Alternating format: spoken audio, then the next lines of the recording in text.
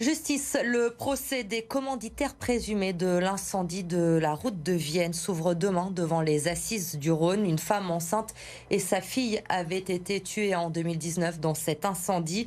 Mais 4 ans après, Lucie Nolorgue, les accusés nient toujours les faits. Absolument. Depuis le début de l'enquête et dès leur placement en garde à vue, ils n'ont cessé de nier les faits, que ce soit les deux commanditaires de l'incendie qui sont en fait les gérants de cette boulangerie située au rez-de-chaussée de l'immeuble des victimes, mais aussi l'incendiaire lui-même qui a été vu sur les lieux le soir des faits, ce 9 février 2019 à 20h30. Cet homme, il est aujourd'hui incarcéré en Tunisie, pays dont il est originaire, où il a fui peu de temps après les faits. Il a d'ailleurs été jugé et condamné en Tunisie à 15 ans de prison. Il sera jugé à nouveau à Lyon, bien qu'il n'ait pas pu être extradé vers la France. Dans le box des accusés, les deux gérants de la boulangerie incendiée seront en revanche présents.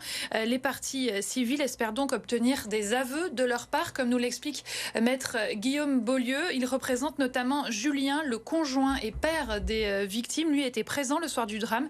Il a dû se défenestrer pour échapper aux flammes. Il aimerait assister un petit peu au procès dans une certaine atmosphère monastique.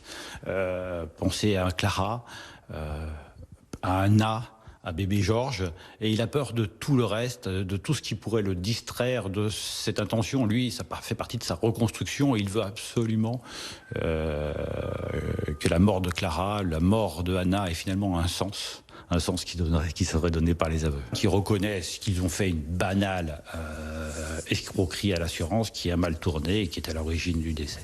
Voilà, ce sont les aveux. Il attend que des aveux pour donner du sens à tout cela. Le procès débute donc demain matin avec notamment l'audition de l'enquêteur de personnalité. Les 3 accusés encourent la réclusion à perpétuité. Merci Lucie pour ce rappel des faits. Vous suivez évidemment ce procès pour BFM Lyon.